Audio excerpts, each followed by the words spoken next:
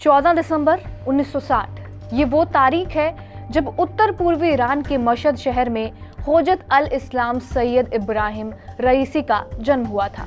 रईसी के पिता मौलवी थे, लेकिन रईसी के जन्म के 5 साल बाद ही उनका इंतकाल हो गया। पिता के मौलवी होने की वजह से रईसी का झुकाव धर्म और राजनीति की ओर रहा।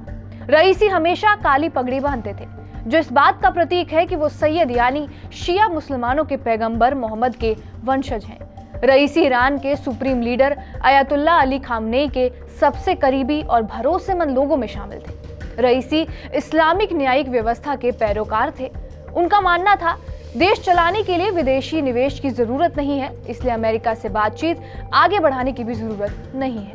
रईसी ने अपना करियर 1979 में हुई ईरानी क्रांति के बाद शुरू किया था।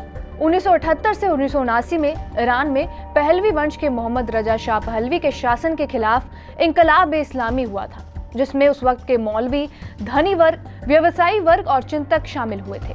यह आंदोलन अयतुल्लाह रूहुल्लाह खामनेई के नेतृत्व में हुआ था। इसमें इब्राहिम रईसी भी शामिल थे। इस आंदोलन के बाद पहलवी शासन को खत्म कर ईरान में गणराज्य की स्थापना की गई थी। इसके बाद अयतुल्लाह रूहुल्लाह खामनेई ईरान के सुप्रीम लीडर बने। ईरान में सुप्रीम लीडर देश की सबसे बड़ी धार्मिक और राजनीतिक शख्सियत होता है। वो सेना का कमांडर इन चीफ भी होता है। मौजूदा वक्त में अयतुल्लाह अली खामनेई ईरान के सुप्रीम लीडर हैं, जो अयतुल्लाह रूहुल्लाह खामनेई के पोते हैं। खामनेई के बाद रईसी को ही ईरान का अगला सुप्रीम लीडर माना जा रहा था। वो सुप्रीम लीडर का चुनाव करने वाली काउंसिल ऑफ एक्सपर्ट के सदस्य रहे, फिर उसके चेयरमैन भी बने।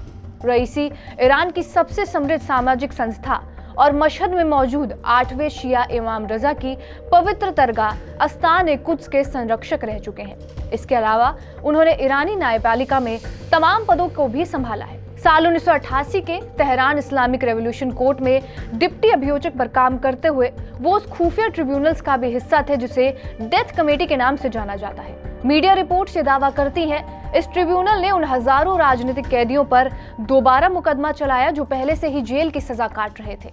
इन राजनीतिक कैदियों में ज्यादातर लोग वामपंथी विचारधारा से जुड़े हुए थे।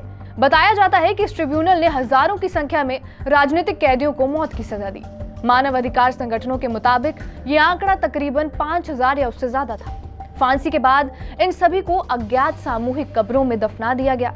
इब्राहिम रईसी ने हमेशा उस मामले में अपनी भूमिका से इनकार किया, लेकिन एक बार उन्होंने कहा था, ईरान के पूर्व सर्वोच्च नेता अयतुल्लाह खुमैनी के फतवे के मुताबिक ये सजा उचित थी।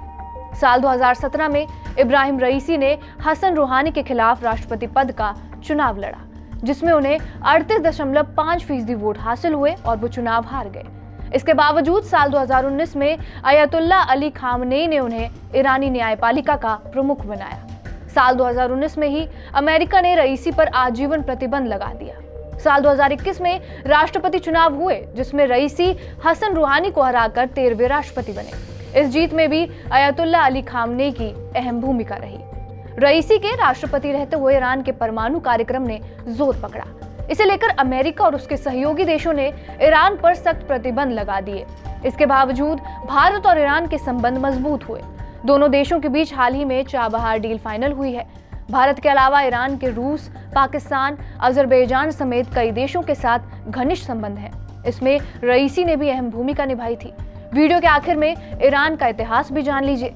साल 1934 से पहले इसे फारस या पर्सिया के नाम से जाना जाता था। फारस में एक राजा हुआ कुरोश, जिसका साम्राज्य मिस्र, अफगानिस्तान और बुखारा से फारस की खाड़ी तक फैला था। इस साम्राज्य में अरबी, यूनानी और ईरानी नस्ल के लोग थे। यूनानियों ने सबसे पहले इस क्षेत्र को पारस या पारसी कहा। माना जाता है कि यहाँ के लोग सूर्य पूजक थे।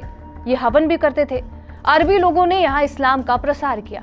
इन्हीं लोगों ने पारस को फारस भी कहा, इसलिए यहाँ की भाषा फारसी कहलाई। साल 1934 में पहलवी राजा मोहम्मद रजा शाह ने फारस का नाम बदलकर ईरान कर दिया।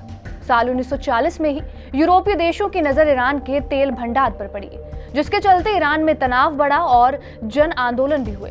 कहा जाता है कि रजा शाह पश्चिमी देशों के प्रभाव में आए, जिसके चलते ईरान में इस्लामिक क्रांति हुई और 1979 में ईरान इस्लामिक गणतंत्र बना।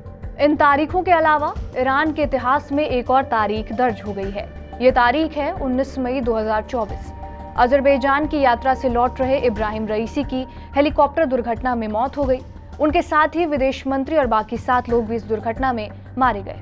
बताया जा रहा है कि खराब मौसम के चलते ये हादसा हुआ और रईसी की मौत के बाद ईरान में 5 दिन का शोक घोषित किया गया है। बहरहाल, आपका इस वीडियो पर क्या कुछ कहना है, हमें कमेंट बॉक्स में जरूर बताएं। बाकी देश और दुनिया की तमाम बड़ी खबरों के लिए बने रहिए हमारे साथ TV9 डिजिटल पर।